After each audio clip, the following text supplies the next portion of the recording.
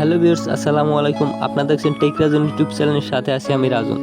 So viewers, আজকে আপনাদের জন্য কিন্তু খুবই গুরুত্বপূর্ণ একটি ভিডিও নিয়ে এসেছি। এই ভিডিও দেখলে কিন্তু আপনি আসলেই অবাক হয়ে যাবেন যে কিভাবে এত সুন্দর করে মোবাইল সাজানো যায়।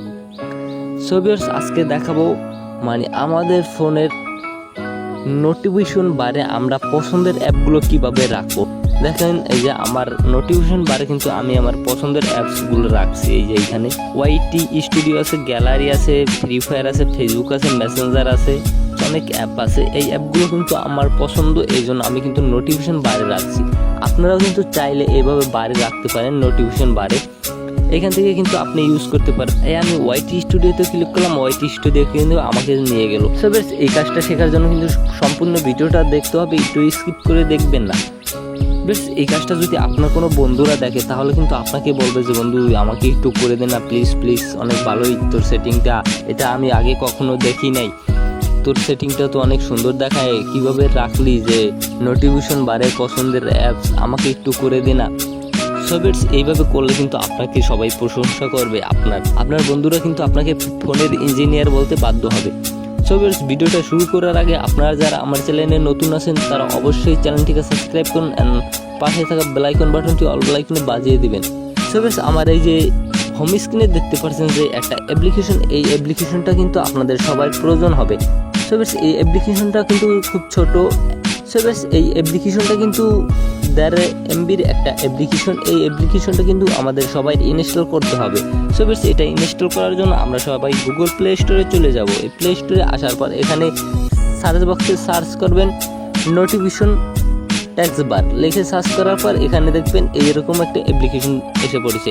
এই অ্যাপ্লিকেশনটার এখানে আপনাদের ইনস্টল লেখা থাকবে, এখান থেকে ইনস্টল করে নেবেন। আমারটা ইনস্টল করা, এই জন্য ওপেন লেখা দেখায়। সো ভিউয়ার্স, এবার দেখব কিভাবে এই কাজটি আমরা করলাম, যে নোটিফিকেশন বারে আমাদের পছন্দের অ্যাপসগুলো রাখলাম। সো ভিউয়ার্স, আপনাদের সুবিধা ক্ষেত্রে আমি কিন্তু নোটিফিকেশন বারের অ্যাপসগুলো এবার সরিয়ে ফেলেছি। এবার কিভাবে আবার নোটিফিকেশন বারে আমাদের পছন্দের অ্যাপগুলো আনবো, এই জন্য এই অ্যাপ্লিকেশনটার উপর ক্লিক করে অ্যাপ্লিকেশনটা ওপেন করে নেবেন। অ্যাপ্লিকেশনটা ওপেন করার পর এরকম একটি ইন্টারপেজে আসবে।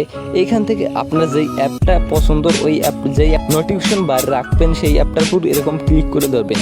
ক্লিক করে ধরে এইখানে এনে ছেড়ে দেবেন, এই যে এইখানে এনে ছেড়ে দেবেন। ছেড়ে দেওয়ার পর ওটা কিন্তু থাকবে।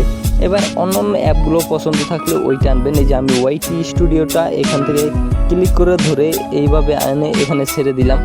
এবার যদি আমি আমার ফ্রি ফায়ার গেমটা আনি, ফ্রি ফায়ার গেমের উপর ক্লিক করে ধরবো, ক্লিক করে ধরে এখানে এনে এইভাবে ছেড়ে দেবো।